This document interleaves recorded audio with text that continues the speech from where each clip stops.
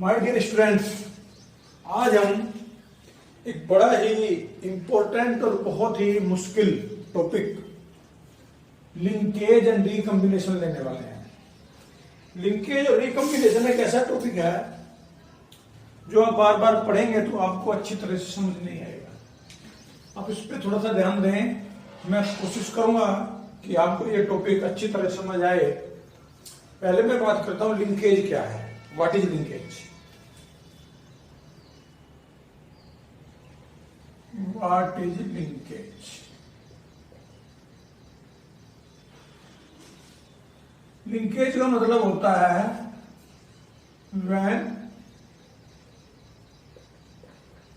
two genes are not independently assorted.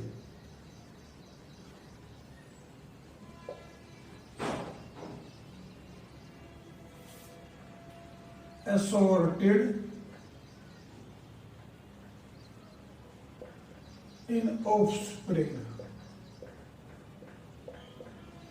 then it is called linkage. Then it is called linkage. अगर कोई दो gene ऐसे हों जो इंडिपेंडेंट असॉर्टमेंट जिनका ना होता हो, जो अलग ना होते हों, तो उसको हम कहते हैं लिंकेज। और इन जीन को कहते हैं linked gene. Such genes are called linked genes.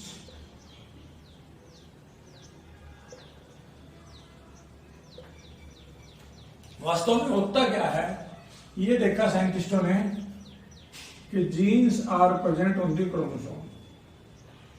Jeans are on the chromosome. इसका थोड़ा सा जिक्र हमने क्रोमोसोमल थ्योरी में लिया था। क्रोमोसोम्स, ये मान लो ये हमारा एक क्रोमोसोम है और इस क्रोमोसोम के ऊपर इस तरह से जीन है। एक जीन यहाँ है, B, C, D, E, F. Depending upon the length of the chromosome the genes में बी वेरिएबल। किसी क्रोमोसोम पे कितने जीन होते हैं, किसी पे कितने जीन होते हैं, ये इसका सेंट्रोमियर है।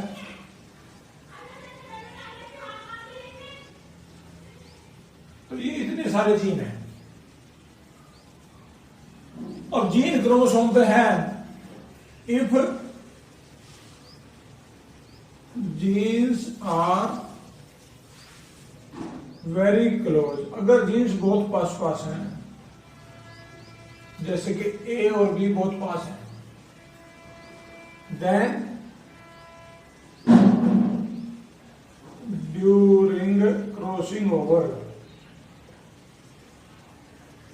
जब क्रॉसिंग ओवर होगा, दे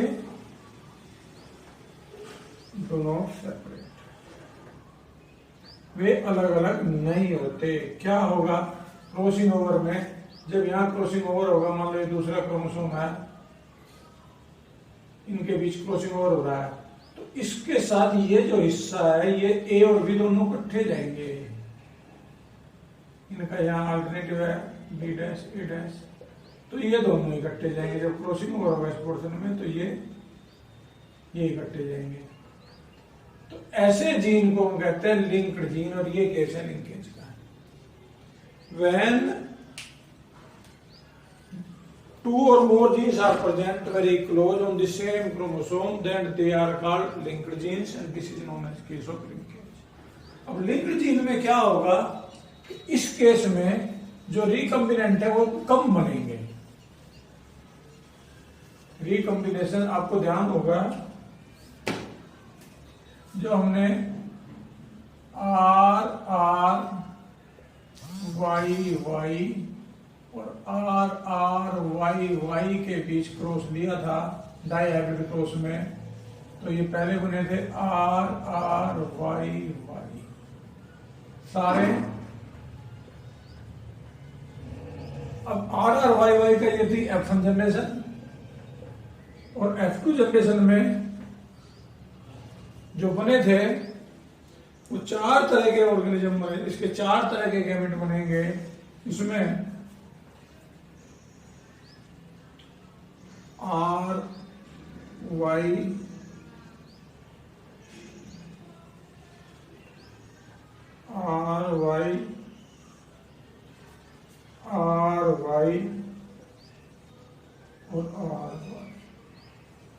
और जब ये क्रॉस करेंगे तो आपको ध्यान होगा ये सारे के सारे ये तो थे राउंड येलो,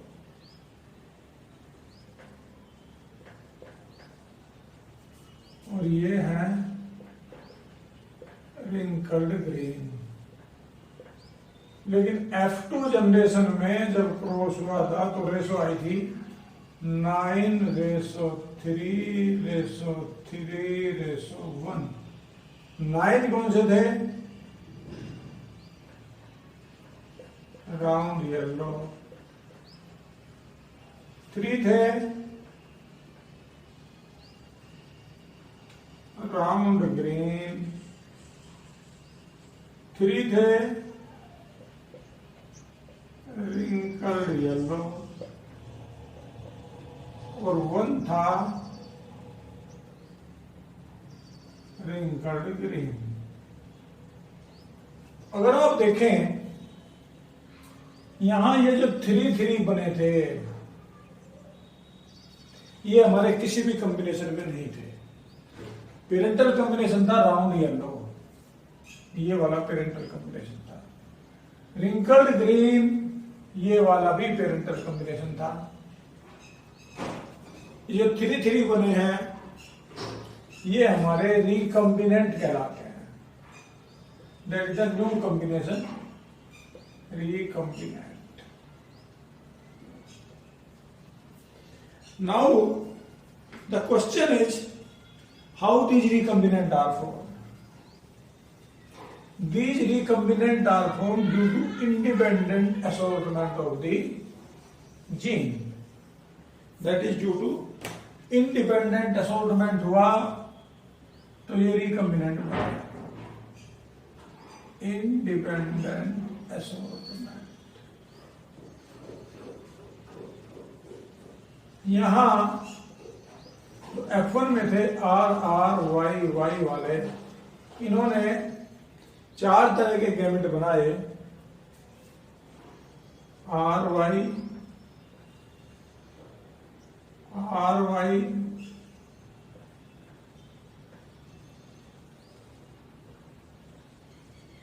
और चारों इक्वल नंबर में बनाए। अगर हम इसका टेस्ट क्लोज देखें, इंडिपेंडेंट असॉर्टमेंट अगर इसमें है और टेस्ट क्लोज हम करें तो टेस्ट क्लोज हम किससे करेंगे? RY वाले। यहां से एक ही तरह गैमेट बनेंगे स्मॉल r स्मॉल y। तो क्या होगा? Capital R small r capital Y small y। यहां से होगा small r capital Y small y। यहां से हो जाएगा capital R small y small y, और यहां से सारे स्मॉल। ये 4 तरह के ऑर्गेनिज्म बनेंगे। ये कैसे होंगे? राउंड येलो, ये रिंकल्ड येलो, ये होंगे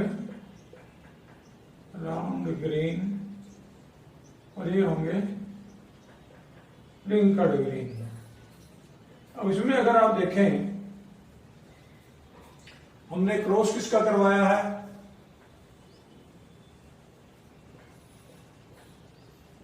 राउंड और येलो हिट हो जाएगा इसका। किसके साथ करवाया है? रिंकल्ड और ग्रीन के साथ। क्या बना? राउंड येलो भी बने, रिंकल्ड ग्रीन भी बने, लेकिन 2 नए कॉम्बिनेशन बन गए।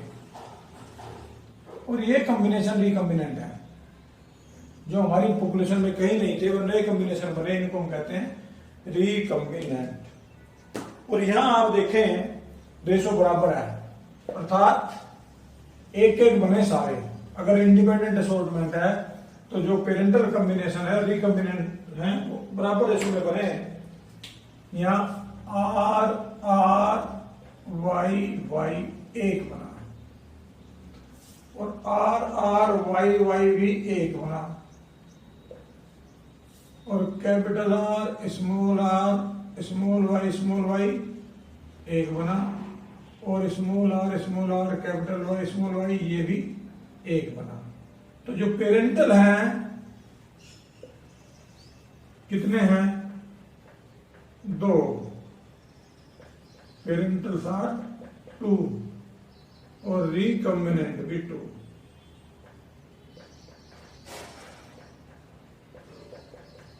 इसका मतलब इक्वल फ्रीक्वेंसी है पेरेंटल की और रिकॉम्बिनेंट की। अगर पेरेंटल फ्रीक्वेंसी और रिकॉम्बिनेंट फ्रीक्वेंसी दोनों बराबर हैं तो इसको हम कहते हैं इंडिपेंडेंट असॉर्टमेंट। लेकिन मॉर्गन ने मॉर्गन ने देखा ड्रोसोफिला फ्रूट फ्लाई होती है, कुछ क्रॉस में पेरेंटल फ्रीक्वेंसी रिकॉम्बिनेंट फ्रीक्वेंसी के इक्वल नहीं आती। इसका मतलब जब फ्रीक्वेंसी इक्वल नहीं आती तो क्या हुआ? Genes are not independently inherited. जहां इंडिपेंडेंटली इनहेरिटेड नहीं है तो इसका मतलब देखिए केस ऑफ लिंकेज। और लिंकेज को हम दो कैटेगरी में बांटते हैं, एक कंप्लीट लिंकेज और एक इनकम्प्लीट लिंकेज। कंप्लीट लिंकेज तो ये होती है जिसमें रिकॉम्बिनेंट बने ही ना, when recombinant do not forms। recombinant do not forms। Recombinant जो फ्रीक्वेंसी है 0% है, इसको हम कहते हैं कंप्लीट लिंकेज। इनकम्प्लीट लिंकेज में रिकॉम्बिनेंट बनते हैं is less than 50% but more than 0%। इसको कहते हैं इनकम्प्लीट लिंकेज। दो तरह की लिंकेज होती है, एक कंप्लीट और दूसरी इनकम्प्लीट। कंप्लीट लिंकेज में कोई रिकॉम्बिनेंट नहीं बनता, इनकम्प्लीट लिंकेज में रिकॉम्बिनेंट बनते हैं पर संख्या में कम बनते हैं। अब यहां एक और चीज आई जिसको हम चर्चा करेंगे। मॉर्गन ने रेड आइड फीमेल और एक वाइट आइड मेल, दोनों ड्रोसोफिला के बीच क्रॉस कराया। रेड डोमिनेंट है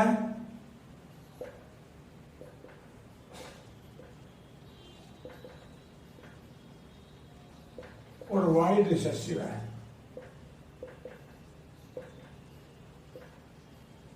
तो उसने क्या देखा? पहली जनरेशन में सारे रेड आइड बने, मेल भी और फीमेल भी। ये सिंबल मेल का है, ये सिंबल फीमेल का है। फिर अगर इनका क्रॉस कराएं, यानी कि रेड आइड फीमेल और रेड आइड मेल, इन दोनों का अगर हम क्रॉस कराएं, ये हिट हो जाएगा सर दोनों, ये F1 जनरेशन के। तो उसने क्या देखा? उसने देखा कि ये जो व्हाइट कलर है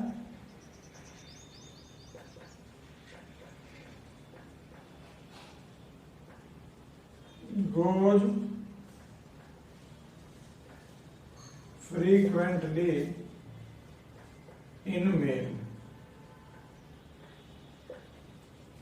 व्हाइट कलर के मेल ही मिलते हैं, फीमेल में व्हाइट कलर नहीं आता। रेशो तो 3:1 ही आई, मैं एक्सप्लेन करूंगा आगे ये क्या हुआ, लेकिन ये मेल में आता है, फीमेल में कलर नहीं आया। इसके बाद उसने इसका उल्टा क्रॉस किया, फिर उसने एक उल्टा क्रॉस कराया। उल्टा क्रॉस कैसे? उसने अब लिया व्हाइट आइड फीमेल और रेड आइड मेल। उसने देखा कि यहां जो प्रोजेनी बनी वो प्रोजेनी पहली प्रोजेनी से डिफरेंट है। जो ऑफस्प्रिंग बनते हैं क्रॉस में रिजल्ट सेम नहीं आता। जबकि मेंडल के केस में क्या था, आपने टाल फीमेल ले लिया और ड्वार्फ मेल ले लिया, या आपने टाल मेल ले लिया और ड्वार्फ फीमेल ले लिया, तो यहां रिजल्ट सेम था। When a cross is done, then it was independent of the sex. We can take any character from male and opposite character female. तो रिजल्ट सेम आया था, यहां रिजल्ट सेम नहीं आया। इसका मतलब क्या हुआ कि ये जो आई कलर है, this eye colour is restricted to male only. और फिर उसने ये बताया कि यहां एक्स क्रोमोसोम फीमेल में दोनों होते हैं, फीमेल में ये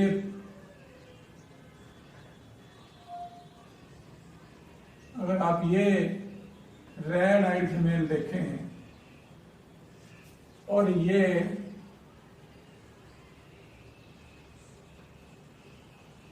व्हाइट आइड ले लें, अब देख रहे होंगे ये कैपिटल है, डोमिनेंट को कैपिटल से लिखते हैं, तो क्या होगा, यहां से तो XW ही आएगा। यहां से दो तरह के गैमेट बनेंगे, एक ये वाले और एक ये वाले। जब ये इसके साथ मिलेगा तो बनेगा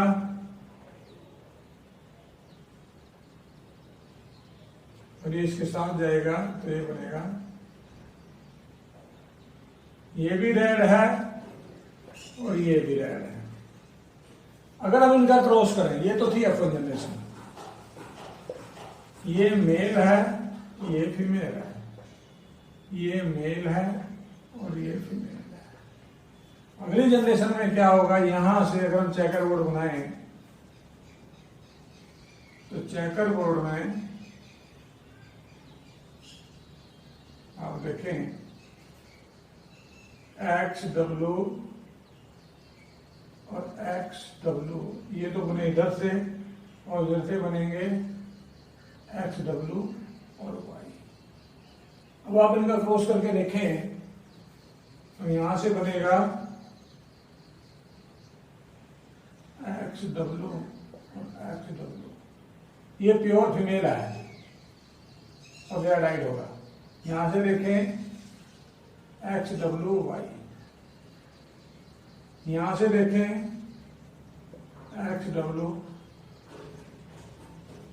और यहां से देखें ये व्हाइट आइड है,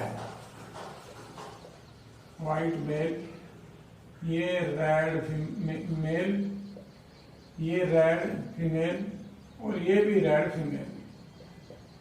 इसका मतलब मेल में व्हाइट आइड आई, फीमेल में नहीं आई। ये तो था पहला उसका ऑब्जर्वेशन, जब आपने व्हाइट आइड मेल और रेड आइड फीमेल में क्रॉस कराया। लेकिन इसका उल्टा अगर हम कराएं, अब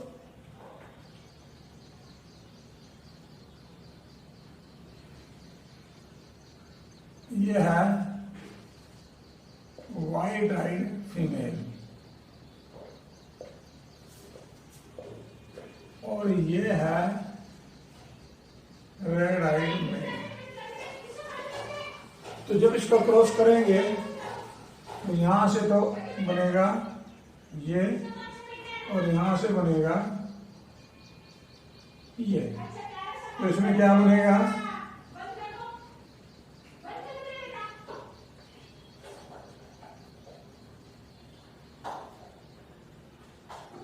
आप देखें ये सारे रेड आइड नहीं बने, हमने व्हाइट आइड फीमेल लिया था, रेड आइड मेल लिया था। अब यहां हुआ क्या कि यहां से हमारे पास रेड तो बन गया फीमेल और व्हाइट बन गया मेल। इधर F1 जनरेशन में दोनों करेक्टर आए, व्हाइट फीमेल था हमारे पास, व्हाइट मेल बना, रेड मेल था, रेड फीमेल बना F1 जनरेशन में। इसका मतलब जो करेक्टर फीमेल में था वो करेक्टर मेल में गया, जो मेल में था वो करेक्टर फीमेल में गया। ये F1 जनरेशन है। इसका सीधा सीधा मतलब क्या हुआ, the gene for I colour is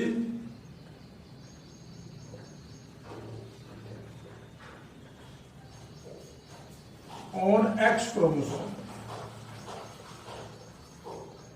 आपको यदि ज्ञान, आई कलर का जीन कहां है, X क्रोमोसोम पे है। इस तरह के इनहेरिटेंस को हम कहते हैं सेक्स लिंक्ड इनहेरिटेंस। ये है सेक्स लिंक्ड इनहेरिटेंस, अर्थात जहां ये वह X जाएगा उसके साथ ही या तो व्हाइट कलर का या रेड कलर का आई का जीन भी जाएगा।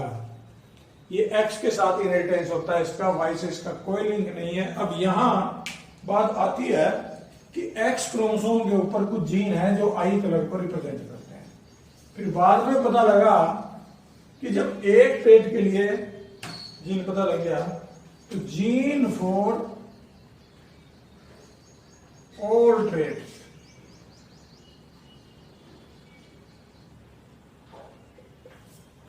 Are on chromosome, different chromosome पे है।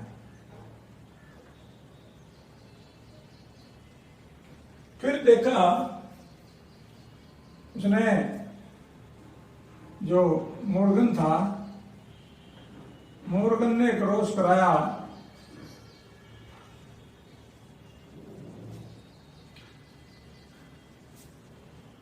आई कलर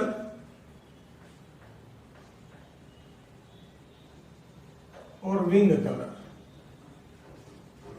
आई और विंग दोनों में जब उसने देखा मॉर्गन ने कि अगर इसमें क्रॉस कराएं तो जो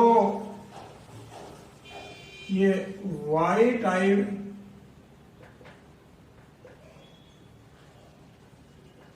और येलो विंग,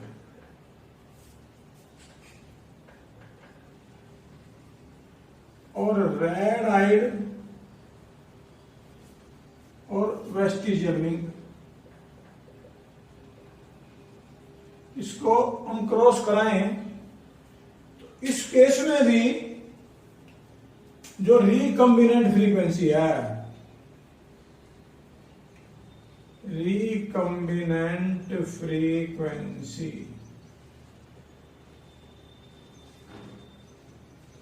वो 1.3% मिली। इसका मतलब ये दोनों जीन हाईली लिंक्ड हैं।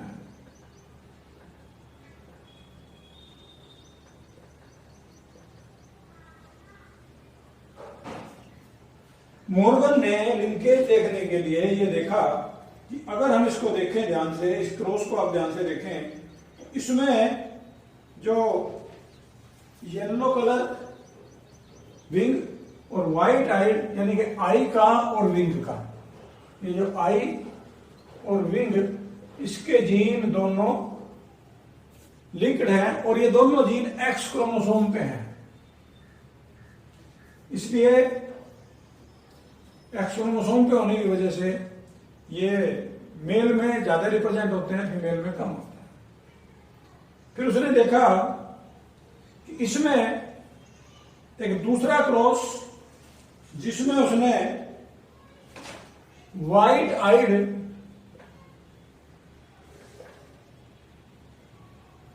और मिनिएचर विंग, इसका क्रॉस कराया। इसमें उसने पाया कि रिकम्बिनेंट फ्रीक्वेंसी 37.2% है और जो पेरेंटल फ्रीक्वेंसी है वो 62.8% है। इसमें 1.3% और 98.7% थी। का सीधा सीधा मतलब क्या हुआ? सीधा मतलब ये हुआ कि ये जीन लिंक्ड जीन है। इसका मतलब ये जीन सेम क्रोमोसोम पे हैं। तो जो जीन सेम क्रोमोसोम पे होते हैं वे लिंकेज दिखाते हैं और ये लिंकेज इंडिपेंडेंट असॉर्टमेंट नहीं होने देती। इसमें जो रिकम्बिनेंट फ्रीक्वेंसी है वो कम होती है, पेरेंटल फ्रीक्वेंसी ज्यादा होती है, जबकि नॉर्मल कंडीशन में रिकम्बिनेंट फ्रीक्वेंसी और पेरेंटल फ्रीक्वेंसी इक्वल होनी चाहिए। If the independent assortment is seen, then the both frequency must be equal. There should be ratio 1:1:1:1. It means 50% parental and 50% recombinant. But here the case was seen that the recombinant frequency is less and the parental frequency is more. So it was a case of linkage, and in this respect Mendel was very lucky. Mendel could not observe Mendel's traits were independent. उसमें जो trait थी वो independent थी, जिसकी वजह से उसमें linkage नहीं आई। लिंकेज नहीं आई तो उसकी जो रेशो थी वो रेशो ठीक रही और रेशो के हिसाब से उसने अपने ला दे दिए, रेशो वाज करेक्ट। वैसे उसके जो 7 ट्रेट थे उसमें 2 लिंक जीन भी थे, लेकिन उन पे उसने एक्सपेरिमेंट नहीं किया। उसने बाई चांस से सिलेक्शन उसका इस तरह का था कि लिंक जीन उसने सिलेक्ट नहीं किए, इसलिए ये लिंकेज उसको नहीं आई, जिसकी वजह से उसके ला ठीक रहे। इसके बाद आदमी में भी कुछ स्टेट लिंक रहे हैं। ह्यूमन में अगर लिंकेज की बात करें तो एक्स लिंक्ड जीन कौन कौन से हैं? एक तो हीमोफीलिया,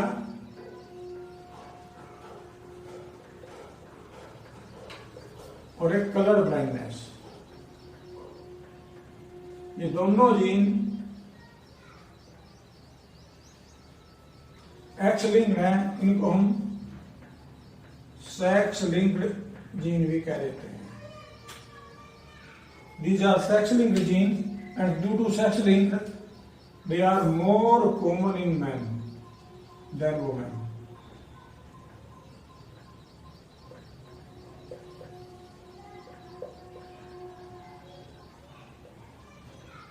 तो आपको अंडरस्टैंड हो गया होगा कि लिंकेज क्या है, what is linkage and independent assortment. और जब क्रॉसिंग ओवर होता है, मियोसिस में गैमेट बनते हैं, during gamete formation the linked gene goes to same gamete, same chromosome, therefore the ratio of independent assortment is disturbed.